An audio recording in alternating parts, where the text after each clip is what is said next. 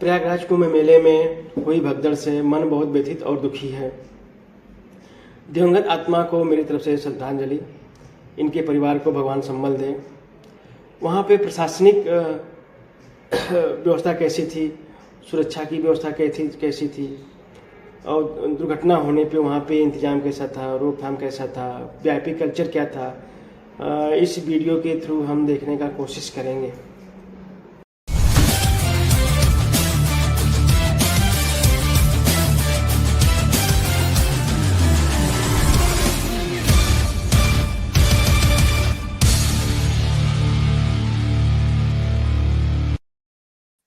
नमस्कार, बहुत स्वागत आप सभी का। मैं हूं सुशांत सिन्हा।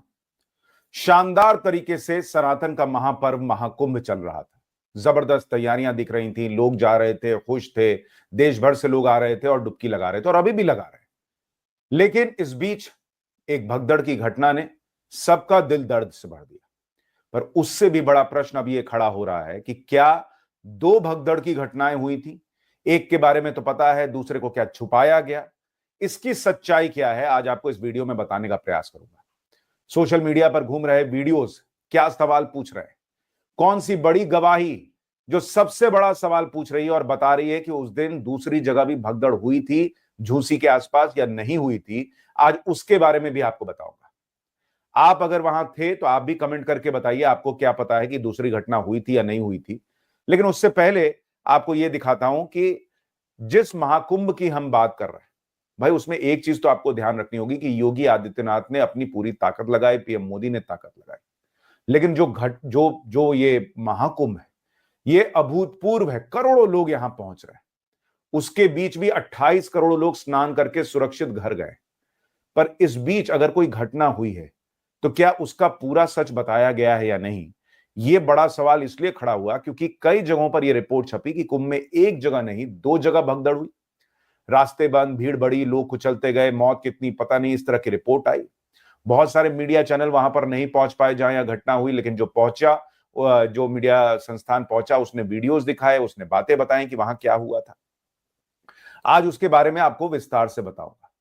लेकिन घटना हुई या नहीं हुई, उससे भी बड़ा प्रश्न यह है कि क्या उस घटना में योगी आदित्यनाथ को टारगेट करने का प्रयास हो रहा है या नहीं हो रहा है। और यह इसलिए कह रहा हूं कि आप देखिए किस तरीके से जो शंकराचार्य हैं, अविमुक्तेश्वरानंद, उन्होंने मुख्यमंत्री योगी आदित्यनाथ का इस्तीफा मांग लिया। बोल रहे हैं जानकारी छुपाकर बड़ा धोखा किया गया। कह रहे हैं वीवीआईपी कल्चर की वजह से सब कुछ हुआ है और मुख्यमंत्री ने जानकारी छुपाई कि लोगों की जान गई है, इसलिए मैं तो व्रत भी नहीं रख पाया। तो अब रख लीजिए व्रत। और दूसरी बात, ये वही व्यक्ति है जो खुद वीवीआईपी सिस्टम में घूम रहे थे। आपने क्यों नहीं कहा कि मुझे वीवीआईपी सिस्टम नहीं चाहिए, मुझे अलग से शंकराचार्य हो, मुझे स्नान नहीं चाहिए, मैं भीड़ में जाकर स्नान कर लूंगा? इनकी पहचान क्या है ये सब जानते हैं।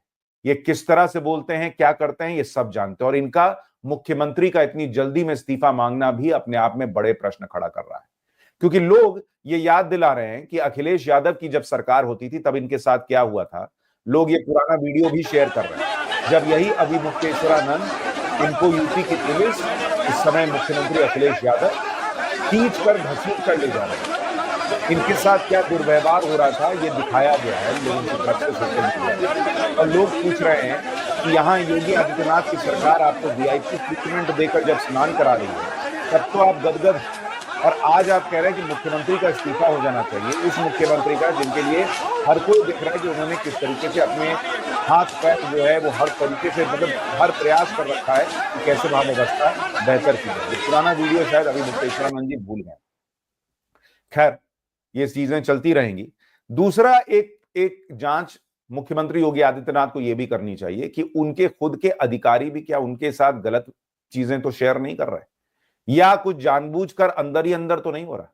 क्योंकि आप देखिए, एक तरफ यह खबर आई कि भाई वहां स्थिति को संभालने के लिए महाकुंभ की जगह पर जो बाहर से गाड़ियां आ रही थी उनको रोका गया। कई गाड़ियां जो है वहां खड़ी हो गई, घंटों से खड़ी हैं, बड़े बूढ़े बुजुर्ग बच्चे फंसे हुए हैं। दो प्रश्न खड़े हुए कि भाई आपने अगर ये आनन फानन में डिसीजन लिया कि अंदर व्यवस्था ठीक करनी है तो बाहर जो लोग जाम में फंसे उनके लिए व्यवस्था की गई क्या?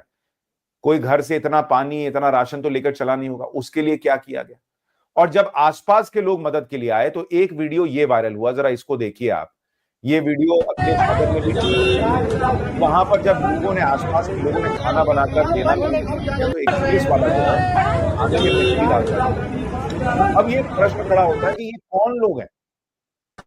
सोनार पुलिस प्रशासन जबरन तोड़फोड़ मचा के प्रसाद में मिट्टी डाल रही है और पब्लिक को खाने नहीं दे रही है। कह रही है प्रसाद बांटेगा तो 10,000 रुपए जुर्माना पहले जमा करो तब पैसा मिलेगा।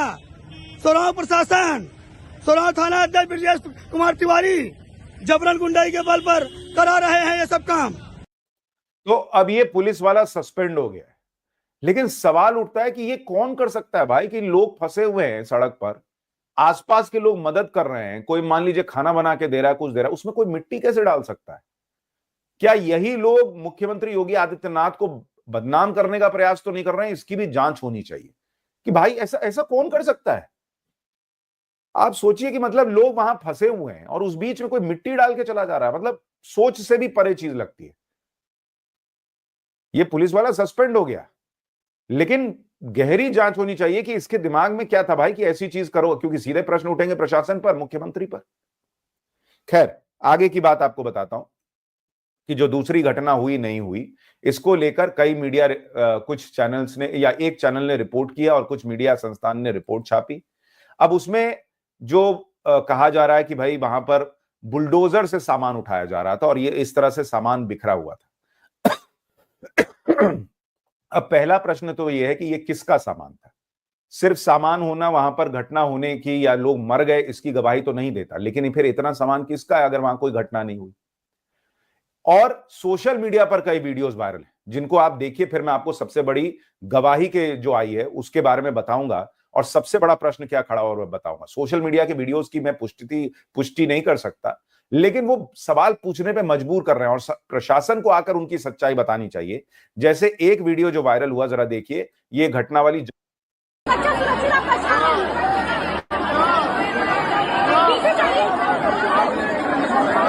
अब इसमें दिख रहा है कि बहुत सारी भीड़ है, लोग एकदम खचाखच भरे हुए हैं और वहां पर एक खाने का शॉप थी, उसके आसपास की जगह दिख रही है और वहां पर लोग जो है वो पंखा झल रहे हैं, उनको इस तरीके से लोग फंसे हुए हैं। कुछ महिलाएं जो है वो वहां पर बेहोश होती हुई, ये उसी दिन की घटना है, ये इस वीडियो से पता नहीं, लेकिन प्रशासन की जिम्मेदारी है कि वो आए और बताए कि ये वीडियो आप देखिए लोग बेहोश हो रहे हैं। पानी पानी पिलाओ, पानी पानी पिलाओ, पानी बेटा।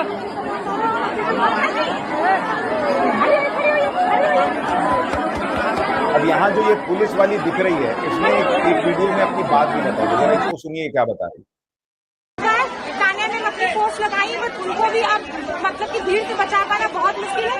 मैम के सपोर्ट से, हम लोग के सपोर्ट से सब बच्चों को यहाँ एकत्रित किया गया, लेकिन भीड़ बहुत ज्यादा है।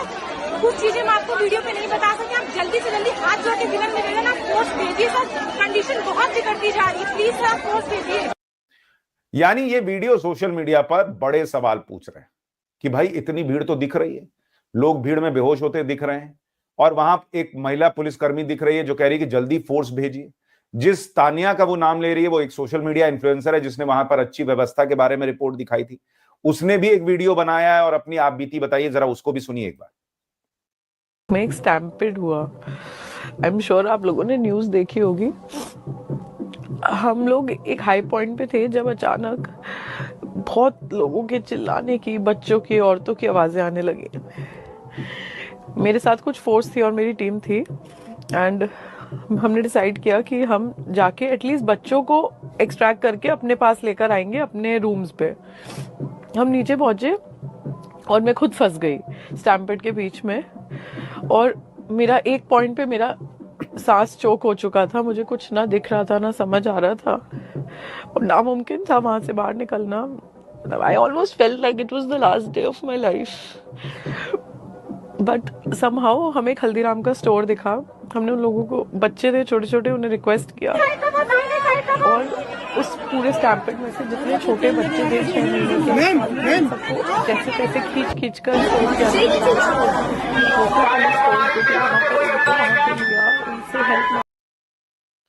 यानी वो भी कह रही हैं कि वहां पर हालात बहुत खराब थे और वहां पर लोगों को खींच के बाहर निकाला गया। लेकिन ये जो वीडियोस हैं इसमें वहां भगदड़ होती भी नहीं दिखती, वहां लाशें जो हैं वो नहीं दिखती। इसलिए एक बड़ा प्रश्न बना हुआ है कि भगदड़ हुई या नहीं हुई।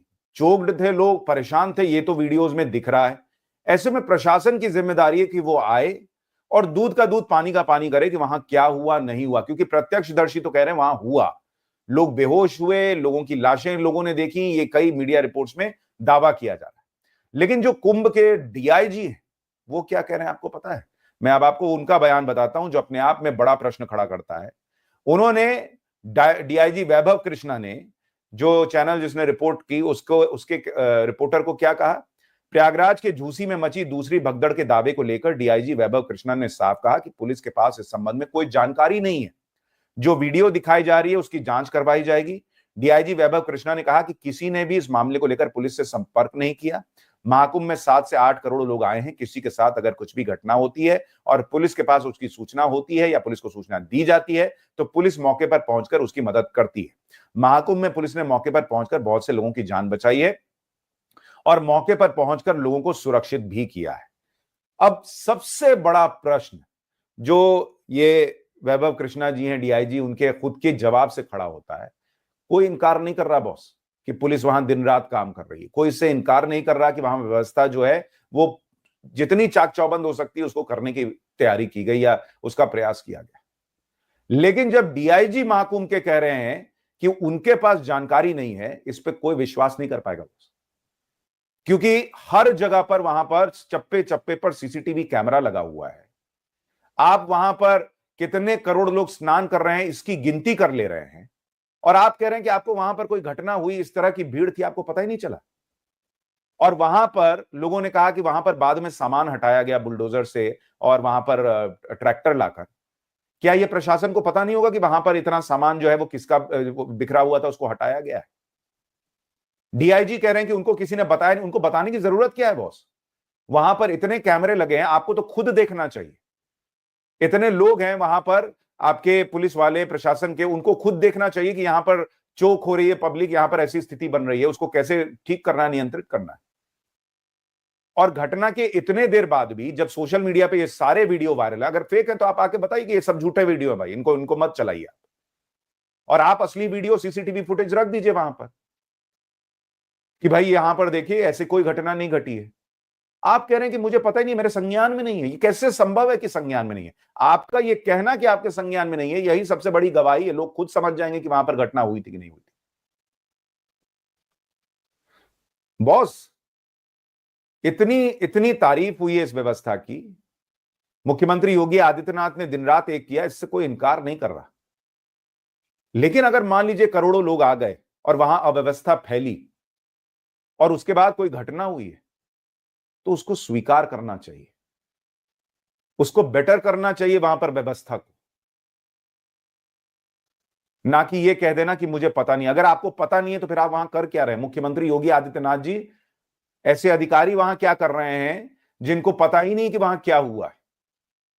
क्या ये अधिकारी जो हैं वो आपके लिए, आपकी छवि के लिए, आपके सरकार पर जो प्रश्न उठ रहे हैं उसके लिए जिम्मेदार नहीं है कि वहां पर क्या हो रहा है और क्या नहीं हो रहा है? इनको पता नहीं है? और अगर पता है तो सर बताइए। अगर वीडियोस हैं वहां के उस दिन के तो दिखाइए, हमको दीजिए, हम भी चलाएंगे, पब्लिक को बताएंगे। हर जगह इस बात की चर्चा हो रही है कि भाई वहां पर दूसरी जगह भी लोग मरे या नहीं मरे। कईयों को लोग अपने नहीं मिल रहे हैं भाई। वो आंकड़े नहीं है, वो किसी का भाई होगा, किसी का बाप होगा, किसी की मां होगी, किसी की बहन होगी। हाड़ मांस के इंसान है भाई, उनके बारे में बताना पड़ेगा। अच्छी व्यवस्था है, बहुत बढ़िया बात है, सब अभी सुचारू ढंग से चल रहा है, अच्छी बात है। लेकिन अगर बाहर जाम लग गया है तो वो जो फंसे लोग हैं उनको खाना कौन खिलाएगा? ये तो आपसे ही पूछा जाएगा ना बॉस। वो तो घर से चले थे, यात्रा करने आए थे, उनको तो किसी ने नहीं बताया था कि भाई यहां ऐसी स्थिति हो जाएगी तो बाहर गाड़ी रोक दी जाएगी। ये भी तो आपको ही करना होगा ना। और मुख्यमंत्री योगी आदित्यनाथ को देखना चाहिए कि क्या जिन अफसरों पर वो भरोसा कर रहे हैं वो वाकई सही में अपनी ड्यूटी निभा रहे हैं? क्या वो उस जिम्मेदारी को सही से निभा पा रहे हैं? क्या मुख्यमंत्री योगी आदित्यनाथ जो उन पर भरोसा कर रहे हैं वो उसके लायक हैं? क्योंकि अगर भगदड़ हो जाए और कोई कहे कि भाई मेरे संज्ञान में नहीं आया है, तो ये तो विश्वास करने लायक बात मुझे नहीं लगती। फिलहाल जितने फैक्ट्स, जो बातें हैं वो आपके सामने रखी हैं। प्रशासन को इस पर और सच्चाई सामने रखनी चाहिए, ना कि ये कह देना चाहिए कि हम जांच करा रहे हैं, हम जांच कराएंगे। कब जांच कराएंगे सर? और जो लोग भी परेशान हैं, चाहे वो जाम में फंसे हों या जिनके अपने नहीं मिल रहे हों, उनको भी त्वरित मदद पहुंचानी चाहिए। बाकी आप भी ये याद रखिए कि ये सनातन का सबसे बड़ा पर्व है, महाकुंभ है। 28 करोड़ लोग अगर स्नान करके घर वापस गए तो ये भी अपने आप में ऐतिहासिक है। लेकिन जो कमी है ना, उसको ठीक करना है। लिपापोती नहीं सर, ठीक करना है, ये जरूरी है। आपकी राय क्या है? कमेंट करके जरूर बताइएगा। नमस्कार।